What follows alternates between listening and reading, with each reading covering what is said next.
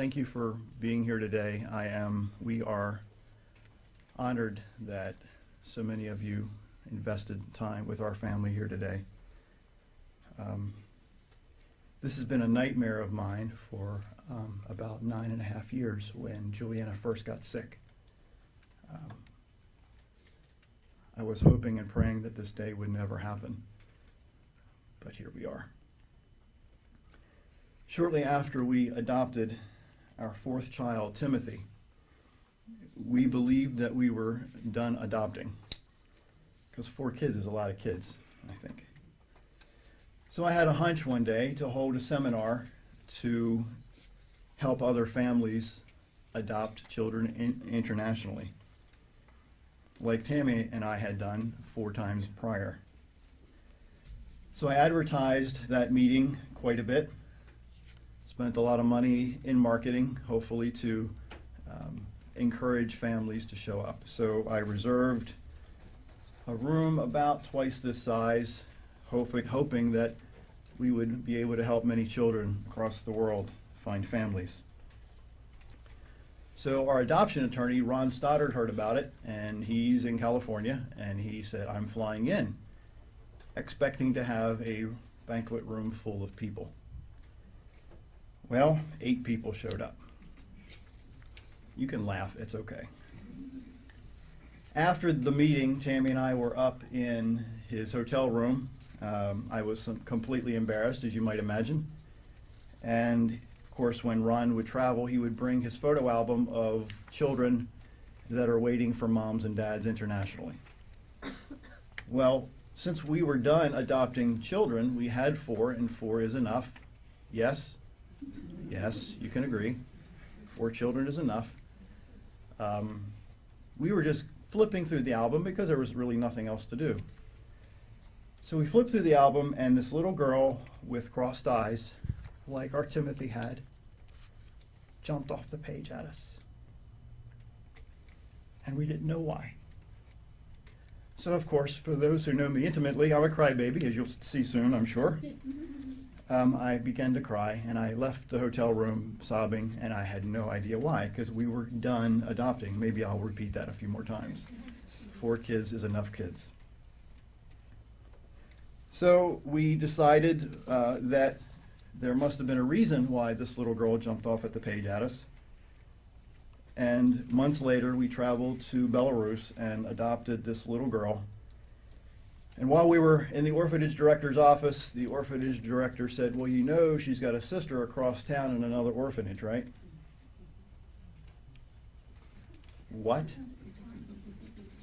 That wasn't in the paperwork or the photographs when we were looking at them in the hotel room. So I said, we're halfway across the world, let's go and meet this young lady. So we went across town in Minsk, Belarus that day, and came back with the help of several people a few months later and brought Christina home. Juliana was always spunky and determined and a perfectionist in everything she did. Everything in Juliana's life was perfect until 2007, when we found out that Juliana had cancer in her right arm and lymph nodes. She suffered for many months, but she almost always had a smile on her face. She was only 5 years old at that time. She beat cancer that time, and cancer came back again in March, a few years later. This time the cancer was in her right leg and more lymph nodes, but guess what? Surprise, Juliana beat cancer for the 2nd time. In June 2012, we found out that Juliana had cancer for the 3rd time, and this time it was in her chest, and it was really bad. We were given no hope that she was going to make it. And I remember that day that I slid down the wall when I was told that she wasn't going to survive. So since we didn't think that she was going to make it, I said, Juliana, if there were 3 things that you'd like to have, if you could put her down, that would be good. I said, if there were 3 things that you'd like to have, what would those 3 things be? She said, not to be sick. a little pause. She said $1 billion with a B. A slightly longer pause, a puppy. Well, not long after that, we went up to Pennsylvania, and she picked out a little dog who is here today, roaming around. You'll see her. Her name's Maddie. Maddie is her dog. With raising 6 kids, you can imagine that you didn't want another mouth to feed, but how could you say no to a child that was given no hope at the time? But she beat cancer in record time that time. I can remember when the doctor called me just a few months after treatment started and said, "John, there's no evidence of disease." And I said something to the effect of, I don't drink, but I'm going to go out and get drunk. I didn't, just so we're clear. So in March of 2014, the cancer came back, and this time it was above her right eye. But guess what? Juliana bounced back and beat it again. All during these times, Juliana beat cancer with her tiny little body that was such a tiny but mighty little body, but a big soul. On July of last year, we found out that cancer came back for the 5th time, and of course, with every attack of this disease, we were terrified. And in that same month, we found out that Juliana may qualify for a bone marrow transplant that gave us a tremendous amount of hope. But there was a little glitch. We had to find a match. So that process started, and I'll get to that soon. But then we found out that at the end of last year, the cancer came back after she beat it. I've lost count now. The 5th time, the cancer came back again. All during these times,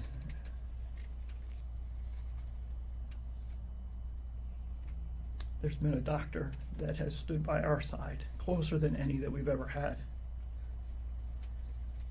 His name is Dr. Jason Fixler from Sinai Hospital in Baltimore.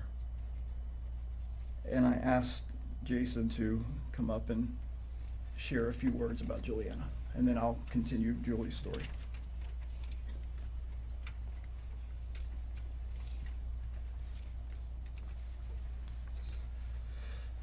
So, this is hard. For those of you who know me, I'm the joker. I'm the guy that makes you laugh. I'm the guy that dropped his tie in the water thing over there while I was washing my hands. So this is not my normal self. But I wanted to share with you, what did I learn from Juliana? And I learned a lot. The first thing I learned was, as many of you, if you know the family, Tammy's in charge. You want something done, you go to Tammy. Well, I learned something new over the weekend. Tammy's not necessarily in charge. Juliana's in charge. Juliana wanted to be at home with her family, with her dog, and she did that. And so Juliana was more in charge than I ever knew. She's much younger than I am, but we all have things to learn. And to me, for lack of a better, she was a living Bible story. And she will teach me things as I go in the future. The thing that was remarkable is she didn't focus on the problem. She focused on how to leave the problem, how to get out, not in the hospital, how to get out of the hospital and have fun. How to, not that I had cancer, that's not there. I am going to live life the fullest. My life doesn't, for lack of a better word, suck. I am living it. And when you sit back and you complain about your car having a dent in it, some little problem, you just have to think about what she did and what she concentrated on. And you can tell that through the Facebook, through all the pictures that she would bring, is her having fun. She may have no hair, she may have been sick 2 days prior, but she was living life to the fullest. And I think we all have to take that and learn from that. You know, when we're complaining about what's going on, she didn't complain. She just did it. And I think that's important. Life is that's what you're supposed to do. That's what she taught me. I wanted to share an anecdote. I thought about this for a while. Is you have the people that feel that the glass is half empty and the people that feel the glass is half full. So I thought about if I did an experiment with Juliana and I filled up a glass half and gave it to her and asked her, what do you think? I think she'd pick up that glass, take it to the faucet and fill it all the way and say, why do you have a half-filled glass? And that's Juliana. It's an honor to say little things about her. She will be missed, but she will not be forgotten, and I think we'll live life differently because of her.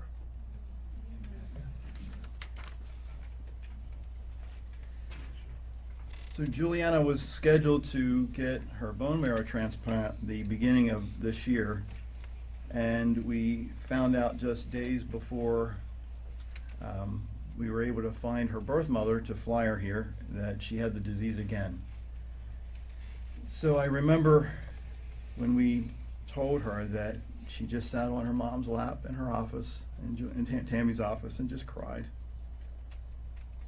And we really didn't know if the transplant was even going to happen. So Johns Hopkins Hospital agreed to freeze the marrow, and on April 29th of this year, she received a bone marrow transplant. And the effects of the transplant were brutal. She gained about 20 pounds in fluid. Heart rate was 160, 180 for days at a time. It was really bad.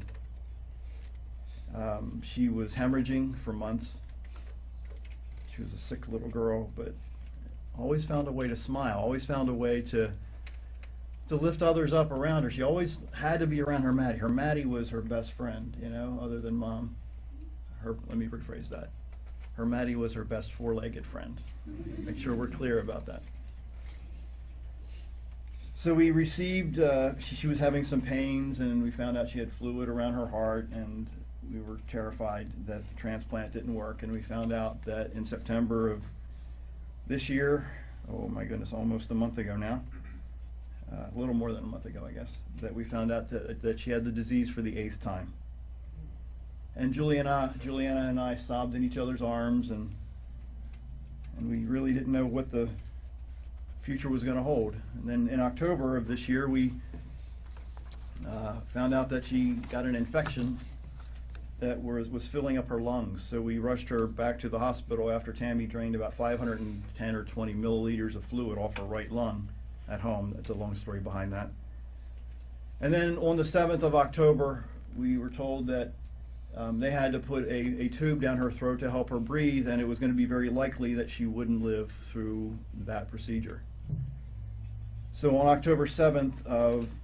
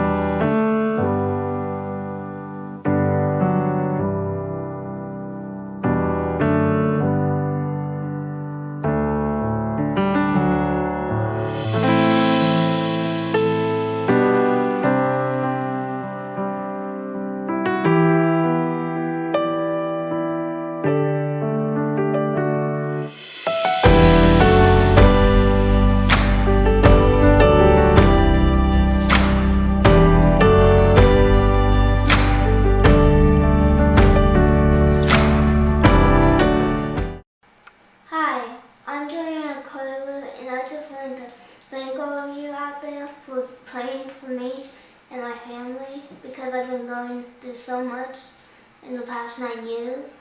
And we've just got a transplant a while ago, and we just couldn't have made it this far without you. So your prayers really help and mean a lot. So thank you so much for praying for me. It means a lot.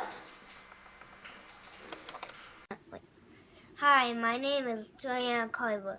Please like my page on Facebook called Angels for Juliana. You didn't travel. Hi, I'm Juliana. Please follow my journey.